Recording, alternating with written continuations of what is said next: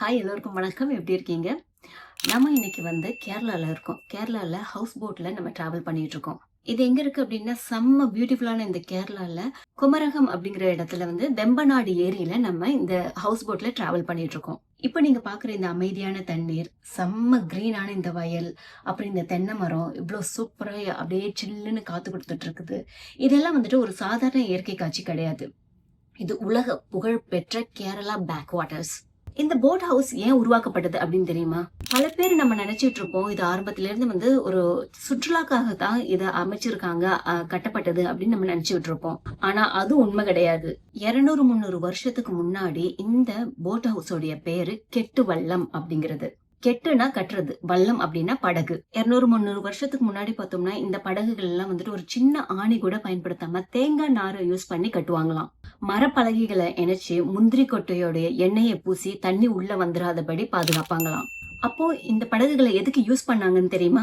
நெல்லு, தேங்காய், மிளகு, ஏலக்காய், காய்கறிகள், மரப்பொருட்கள் இதெல்லாம் கிராமத்துல விளைஞ்சதை நகரத்துக்கு எடுத்துட்டு போய் விக்கிறதுக்காக இந்த மாதிரி போட் ஹவுஸ அப்போ யூஸ் பண்ணிருக்காங்க.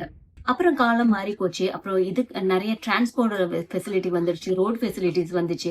அதுக்கப்புறம் இத என்ன பண்ணலாம் அப்படின்ட்டு யோசிச்ச போது அப்பதான் இதை அப்படியே ஒரு சுற்றுலா பயணிகளுக்காக இதை ஒரு ஹவுஸ் போட்டா மாத்தலாம் அப்படிங்கிற ஐடியா இவங்களுக்கு கிடைச்சிருக்கு. இப்ப நம்ம போற இந்த நீர்பரப்பு இது வெம்பநாடோடைய ஏரி. கேரளாவுடைய மிகப்பெரிய ஏரி. அது மட்டும் இல்லாம இந்தியாவோட மிக நீளமான ஏரியும் இதுதான்.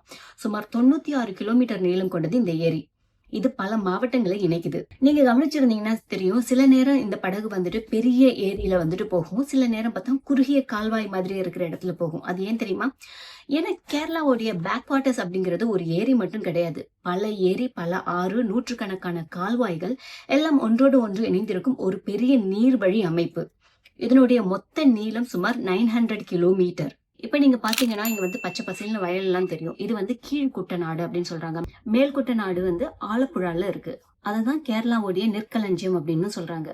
இந்த ஏரிக்கு இன்னொரு சுவாரஸ்யம் இருக்கு. இந்த ஏரிக்கு இவ்வளவு தண்ணி எங்க இருந்து வருது? மேற்கு தொடர்ச்சி மலையில இருந்து பாயிற பம்பா ஏரி, மீனச்சில் ஆறு, மணிமலா ஆறு, அச்சன் கோயில் ஆறு, இது மாதிரி பல ஆறுகள் இங்க கலக்குது. அதனாலதான் இந்த பகுதி எப்போதும் உயிரோட்டத்தோட இருக்குது. இங்க வாழ்ற மக்களுடைய வாழ்க்கையே தண்ணீரோட இணைஞ்சுதான் இருக்குது. சில குழந்தைங்க இங்க இருந்து ஸ்கூலுக்கு கூட இந்த மாதிரி போட்ல தான் போவாங்களாம் இன்னமும். சிலர் மீன் பிடிக்கிறதுக்கு போறாங்க. சிலர் இந்த தேங்காய், காய்கறி, பூ இதெல்லாம் சந்தைக்கு இந்த படகுலயே எடுத்துட்டு போறாங்க.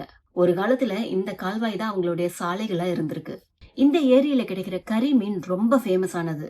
இந்த போட் ஹவுஸ்ல டிராவல் பண்ணிட்டு கறி மீன் பொழிச்சதை சாப்பிடாம யாருமே போக மாட்டாங்களாம். இந்த கேரளாவுடைய வரலாறு, விவசாயம், கலாச்சாரம், நீர்வழி போக்குவரத்து, மக்களின் வாழ்க்கை இது எல்லாமே ஒரே பயணத்துல உங்க கண்முன்னே இப்ப நிக்குது. இந்த அமைதியான தண்ணீர், காற்றுல ஆடும் தென்னை மரம், பசுமையான வயல் இவை எல்லாமே சேர்ந்து கேரளாவை காட்ஸ் ஓன் கண்ட்ரி அப்படின்னு உலகம் அழைக்க காரணமாக இருக்குது.